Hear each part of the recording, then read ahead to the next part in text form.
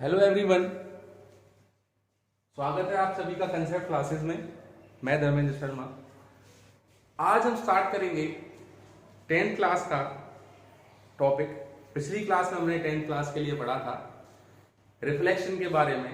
What is the basics of reflection and how the reflection is occurs, what is the different condition under which the reflection happen, what are the laws of reflection, और कुछ और 2-3 interesting बातें हमने पढ़ी यहाँ पर। आज हम बात करने वाले हैं मिरर्स के बारे में। 10th क्लास में जो हम पढ़ते हैं उन मिरर्स के बारे में हम बात करेंगे। तो मिरर्स जो हैं वो हमारे पास क्या है?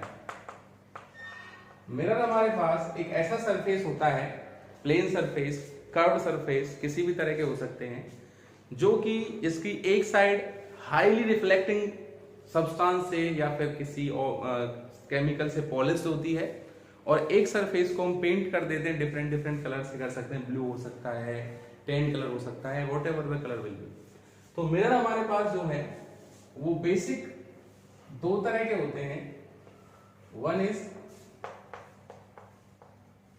Plane mirror and another is spherical mirror. Now the spherical mirror, plane mirror तो आप सभी ने देखा है, जो आपके घरों में जिससे आप सुबह सुबह उठ के बाल काटते हैं, अपना चेहरा देखते हैं, ड्रेसिंग टेबल्स जो होती है हमारे पास, वो सभी हमारे प्लेन मिरर्स में आते हैं। स्फेरिकल मिरर में हमारे पास 2 मिरर्स होते हैं। एक होता है कॉनकेव और एक होता है कॉन्वेक्स। अब कॉनकेव मिरर को हम बोलते हैं कन्वर्जिंग और कॉन्वेक्स मिरर को हम बोलते हैं डाइवर्जिंग। ये जो कन्वर्जिंग और डाइवर्जिंग है, ये नेचर होता है मिरर्स का। That means concave mirror has converging nature and convex mirror has diverging nature. In mirror से टकरा के जो बीम हमें मिलती है, अगर कॉनकेव मिरर से टकराती है तो उसको बोलते हैं कन्वर्जेंट बीम, और अगर कॉन्वेक्स मिरर से टकराती है तो उसको बोलते हैं डाइवर्जेंट बीम। अभी आप समझ जाएंगे क्या मतलब है कन्वर्जेंट और डाइवर्जेंट बीम का। अगर मैं कॉनकेव मिरर की बात करता हूं तो कॉनकेव मिरर के लिए हमारे पास स्पून का एग्जांपल बेस्ट होता है। उसमें क्या होगा, आपका स्पून का ये जो हिस्सा इस तरीके से होता है, तो ये वाला हिस्सा आप सपोज कर सकते हैं कॉनकेव मिरर है, और पीछे वाला जो हिस्सा है that is suppose to be convex mirror. अगर मैं यहां पर बात करता हूं, सबसे पहले हम प्लेन मिरर के बारे में ही बात कर लेते हैं, उसके बाद we will discuss about the spherical mirrors. Now अगर मैं प्लेन मिरर की बात करूं, let us suppose this is your plane mirror. इस तरीके से हमारे पास प्लेन मिरर है। ये जो मैं पीछे वाला हिस्सा दिखा रहा हूं ये पेंटेड सरफेस है, और आगे वाला जो हिस्सा है दैट इज पॉलिश्ड सरफेस। अब आप क्या देखेंगे कि ये जो हमारे पास एक प्लेन मिरर है, ये मैंने एक ऑब्जेक्ट मान लिया, एक ट्री है जो इस प्लेन मिरर के सामने रखा हुआ है। तो क्या होगा, आप नोटिस करेंगे कि इस ट्री का जो डिस्टेंस है इस मिरर से that is suppose to be u. Mirror से लेके ऑब्जेक्ट तक का जो डिस्टेंस होता है उसको हम दिखाते हैं, उसको हम डिनोट करते हैं यू से। और मान के चलिए कि u की वैल्यू जो है, u हमारा है 5 centimetre. The distance of object from mirror is equal to 5 centimetre. तो यहां पर क्या होगा, इस पेड़ की बिल्कुल सेम साइज की इक्वल इमेज, बिल्कुल एज इट इज इमेज यहां पर जो है वो आपकी क्या होगी, फॉर्म होगी। और ये जो डिस्टेंस होगा ये भी आपका वही रहेगा, कितना, 5 सेंटीमीटर। यहाँ पे जगह नहीं इसलिए मैंने इसको नजदीक बनाया है। अगर आप प्रैक्टिकली देखेंगे तो प्लेन मिरर के केस में जो डिस्टेंस मिरर से लेके ऑब्जेक्ट तक का है वही सेम डिस्टेंस इमेज से लेके मिरर तक का होता है, और इमेज वाले डिस्टेंस को हम डिनोट करते हैं किससे, स्मॉल v से। तो जो हमारे पास प्लेन मिरर होते हैं, प्लेन मिरर में आपका जो इमेज बनेगा वो ऑब्जेक्ट के सेम साइज का होगा, और जो डिस्टेंस होगा इमेज का वो उतना ही होगा जितना कि ऑब्जेक्ट का डिस्टेंस है किससे, मिरर से। अब अगर मैं बात करूं कि जो हमारे पास प्लेन मिरर है, प्लेन मिरर में क्या है, इसका हम यूज कहां पर करते हैं, आपको सभी को पता है कि हम घरों में इसका ज्यादातर यूज करते हैं। अब प्लेन मिरर में आप क्या देखते हैं, सपोज करिए तो होगी फिक्स बात। अब हमारे पास एक प्लेन मिरर है, हमने नोटिस किया है कि इस प्लेन मिरर के सामने यहां पर एक कार है। Late us suppose this is a car. इस तरीके से ये कार है। अब इस कार की एज इट इज इमेज जो है वो यहां पर आपकी फॉर्म होगी इस तरीके से। अब सपोज करिए कि ये कार जो है इस तरफ जा रही है 20 मीटर पर सेकंड से, तो ये जो इमेज है इस कार की वो भी इस तरफ जाएगी और उसकी स्पीड भी क्या होगी 20 मीटर पर सेकंड। और डिस्टेंस जो है ऑब्जेक्ट का मिरर से सेम रहने वाला है, किसके, जो इमेज का डिस्टेंस है वो दोनों इक्वल डिस्टेंस पे हमारे पास यहां होते हैं। That means v is equal to u in case of plane mirror. v is the distance of image from the mirror and u is the distance of object from the mirror. अब जब हम mirrors पढ़ रहे हैं तो mirrors के case में हमारे पास एक मिरर फॉर्मूला होता है, और जो मिरर फॉर्मूला है that is equal to 1/f is equal to 1/v plus 1/e. This is called your mirror formula. अब जो f हमारे पास है, f को हम बोलते हैं फोकल लेंथ,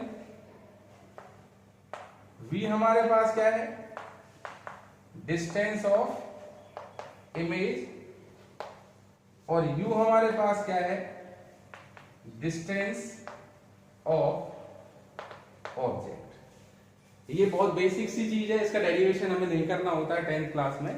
तो 1/f is equal to 1/v plus 1/u हमारे पास होता है। अब आप बात करते हैं कि जो u है वो हमेशा क्या रहेगा, नेगेटिव। जब भी आप चाहे प्लेन मिरर की बात कर रहे हैं चाहे आप स्फेरिकल मिरर की बात कर रहे हैं, तो 10th क्लास तक की मैं बात करता हूं, तो 10th क्लास में जो ऑब्जेक्ट का डिस्टेंस है वो हमेशा कैसा लिया जाएगा, नेगेटिव। v आपका डिपेंड करता है आप कौन से मिरर के लिए जा रहे हैं, पॉजिटिव भी हो सकता है, नेगेटिव भी हो सकता है।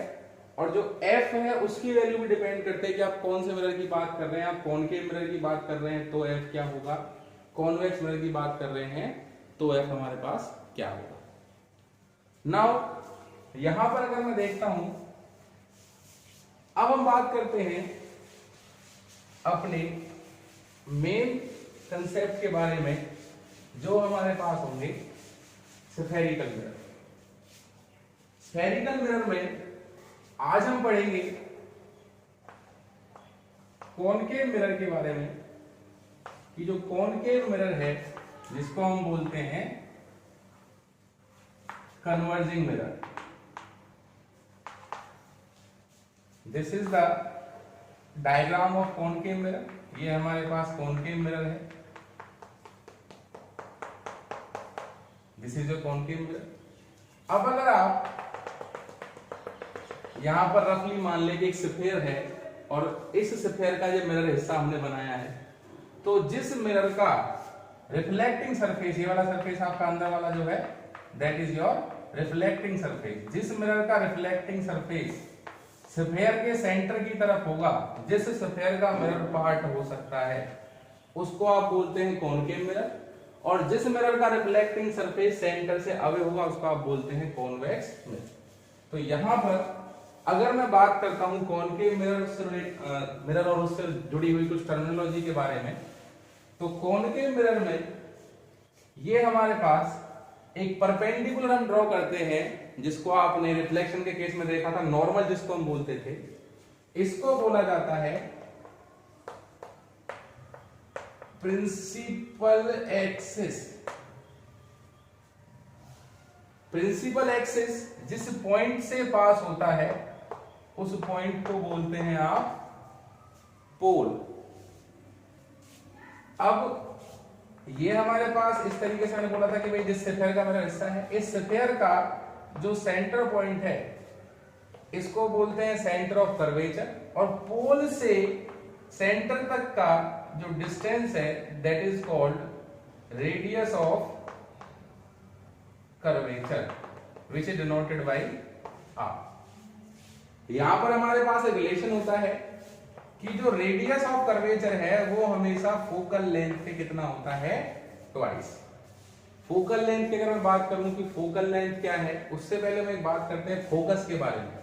सपोज करिए कि एक रे आती है जो कि प्रिंसिपल एक्सिस के पैरेलल है, तो मिरर से टकरा के वो रे जहां पर भी प्रिंसिपल एक्सिस को कट करती है उस पॉइंट को आप बोलते हैं फोकस। तो what is the focus is? Focus is that point at which the ray is intersect the principal axis which was parallel to the principal axis। मतलब जो रे प्रिंसिपल एक्सिस के पैरेलल थी वो मिरर से टकरा के प्रिंसिपल एक्सिस को कौन से पॉइंट पर कट करेगी, उस पॉइंट को हम बोलते हैं फोकस। और पोल से लेके उस पॉइंट तक का जो डिस्टेंस होता है उसको बोलते हैं फोकल लेंथ। पोल से लेके फोकस तक का जो डिस्टेंस है that is called focal length. तो अगर आप यहां पर बात करें तो देखेंगे ये इंसिडेंट रे है, ये रिफ्लेक्टेड रे है, और आप रे डाल दीजिए इस पे से पैरेलल टू प्रिंसिपल एक्सिस, ये भी कहां कट करेगी? इसके सेम पॉइंट पर, इस तरीके से। तो आप देखेंगे कि जो हमारे पास ये कॉनकेव मिरर है उसने सभी रेज को एक पॉइंट पे लाके मिला दिया, कन्वर्ज कर दिया, that's why it is called converging mirror. और ये जो बीम बनी है रेज की, ये नंबर ऑफ रेज जो है बहुत सारी जब आएंगी आप इस पे इस तरीके से डालेंगे तो ये हमारे पास जो बीम होती है इसको बोलते हैं convergent beam. It is also called convergent beam. अब यहां पर जो आपने ध्यान देने वाली चीजें हैं वो कौन सी हैं भाई? सेंटर हमारे पास हो गया, प्रिंसिपल एक्सिस हमारे पास हो गया, फोकस हमारे पास हो गया, पोल हमारे पास हो गया। अब यहां पर जो मेन चीजें हैं वो क्या है? पॉइंट नंबर 1, ये सभी मिरर्स के लिए मतलब बताने जा रहा हूं मैं आपको कि all the distances should be measured from pole। सभी डिस्टेंस पोल से नापे जाएंगे, पोल से मेजर किए जाएंगे। मतलब आप ये नहीं कह सकते कि फोकस से पोल तक का डिस्टेंस, तो गलत होगा। Distance is always from pole to focus, pole to centre, pole to object, pole to image. तो सभी डिस्टेंस पोल से मेजर किए जाएंगे। दूसरी बात क्या होगी? अब जैसे आप देख सकते हैं रे इस तरफ से आ रही है, आपकी यहां से रे जा रही है इस तरफ, तो जितने भी डिस्टेंस रे की डायरेक्शन में होंगे, जिस तरफ रे जा रही है उस तरफ अगर डिस्टेंस आप लेके चलेंगे तो वो बनेंगे आपके पॉजिटिव, और अगर रे की डायरेक्शन के अपोजिट आएंगे तो वो रहेंगे नेगेटिव। जैसे मान के चलिए हमारे पास यहाँ पर फोकस है, ये पोल है, तो इसको मैं बोलता हूं PF। तो आप P से किधर नापेंगे? F की तरफ। देखो सारे डिस्टेंस पोल से लेने हैं। PF जो है वो किसके बराबर है? फोकल लेंथ के। मगर इसकी फोकल लेंथ जो नेगेटिव आती है, क्यों? क्योंकि रेज आ रही है इस तरफ और आप नाप रहे हैं इस तरफ। और अगर आप रे की डायरेक्शन में मेजर करते हो रिजल्ट हमारे पास कैसा होता? पॉजिटिव। दूसरी बात हमारे पास क्या होगी? सभी डिस्टेंस पोल से नापने हैं और जो डिस्टेंस रे की डायरेक्शन में वो पॉजिटिव लेना है, रे के अपोजिट कैसे लेने हैं? हमें नेगेटिव। 10th क्लास में हम इस कंसेप्ट को यूज कर सकते हैं। ये y एक्सिस है, ये माइनस y है, ये x एक्सिस है, माइनस x है। अगर आप इस तरफ जा रहे हैं तो आप प्लस x की तरफ जा रहे हैं, तो सारे डिस्टेंस पॉजिटिव लेने हैं। अगर आप इस तरफ जा रहे हैं तो आप माइनस x की तरफ जा रहे हैं, सारे डिस्टेंस नेगेटिव लेने हैं। इस तरफ जा रहे हैं तो सभी हाइट और ऑब्जेक्ट का साइज आपको पॉजिटिव लेना है। इस तरफ जा रहे हैं माइनस y की तरफ, डिस्टेंस कैसे हो जाएंगे? हाइट कैसे हो जाएंगी हमारी? नेगेटिव। ये सब चीजें हमारे पास यहाँ पर होती हैं। तो कॉनकेव मिरर एक कन्वर्जिंग मिरर है। यूजेस के बारे में बाद में बात करेंगे। कन्वर्जिंग क्यों कहते हैं मैंने आपको बता दिया है। सभी डिस्टेंस पोल से लेने हैं और इमेज कब पॉजिटिव रही कब नेगेटिव होगी वो आपने सभी ने यहाँ पर देखा। और जो रेडियस ऑफ कर्वेचर है वो फोकल लेंथ के डबल होता है और आप कह सकते हैं focal length is equal to r/2। अब कॉनकेव मिरर के बाद अगर मैं यहाँ पर एक और बात करता हूं तो वो हमारे पास क्या होने वाला है? दैट इज कॉन्वेक्स मिरर, जिसको आप डाइवर्जिंग मिरर बोलते हैं। That is also called diverging mirror. Now what is the convex mirror? ये हमारे पास कॉन्वेक्स मिरर है जिसका रिफ्लेक्टिंग सरफेस जो कि आपका उस स्फीयर के सेंटर से बाहर की तरफ है, जिस स्फीयर का मिरर हिस्सा हो सकता है। This is your principal axis. जिस पॉइंट से पास होगा वो क्या होगा? हमारा पोल। अब देखिए इस पे रे गिरती है इस तरीके से। अब ये जो मिरर है ये इन रेज को डाइवर्ट करता है, डाइवर्ज कर देता है। That's why it is called diverging mirror. अगर आप इमेजिनरी इन रेज को मीट करें तो ये रेज इमेजिनरी यहां कहीं जाके मीट होंगी, तो तो ये क्या बन जाएगा इसका फोकस, बिकॉज फोकस वही पॉइंट है जिस पॉइंट पर जो रे प्रिंसिपल एक्सिस के पैरेलल मिरर से टकरा के क्या वो मिले। अब यहां पर देखो ये फोकस है, तो पोल से लेके फोकस तक का डिस्टेंस क्या होता है, फोकल लेंथ। अब आप PF नाप रहे हैं, इधर रे जा रही है आपकी, डिस्टेंस भी इधर है, तो जो PF है वो आपका क्या रहेगा प्लस F। तो कन्वर्जिंग जो मिरर है, जो कॉनकेव मिरर था उसकी फोकल लेंथ नेगेटिव थी, और डाइवर्जिंग जो कॉन्वेक्स मिरर है उसकी फोकल लेंथ कैसी है, पॉजिटिव। यहां पर आप देख सकते हैं कि ये जो हमारे पास कॉन्वेक्स मिरर है ये क्या कर रहा है, डाइवर्ज कर रहा है, इस बीम को बोलते हैं आप डाइवर्जेंट बीम, और जो कन्वर्ज करता है उसको बोलते हैं आप कन्वर्जेंट बीम। अगर मैं बात करूं यहां पर कॉनकेव मिरर और कॉन्वेक्स मिरर के बारे में, तो कॉमन जो चीजें हमारे पास होंगी वो क्या होती है, नेचर हो गया कन्वर्जिंग और डाइवर्जिंग। अब जो इमेज फॉर्मेशन होगी, अगर मैं कॉनकेव की बात करता हूं तो कॉनकेव जो है रियल एंड वर्चुअल दोनों तरह की इमेज बना सकता है, और जो कॉन्वेक्स होता है वो केवल कैसी बनाता है, वर्चुअल। वर्चुअल मतलब क्या है, जो चीज है नहीं मगर हमको लगता है कि है, जो आभासी चीजें होती है उनको बोलते हैं वर्चुअल। रियल इमेज हमेशा इन्वर्टेड होती है, इन्वर्टेड मतलब उल्टी, और वर्चुअल इमेज हमेशा कैसी होती है हमारे पास, इरेक्ट। इरेक्ट मतलब कैसी होती है, सीधी। तो this is the something about the mirrors. In next class, we will discuss about the uses of these mirrors and some important questions which will be asked in the CBSE, HBSE, UP board and different state boards. So thank you so much. Channel को like करें, share करें, comment करें, subscribe करें। Stay at home, stay fit, stay healthy. मस्त रहें, स्वस्थ रहें, अपने अपने परिवार का ध्यान रखें। So thank you so much. Bye.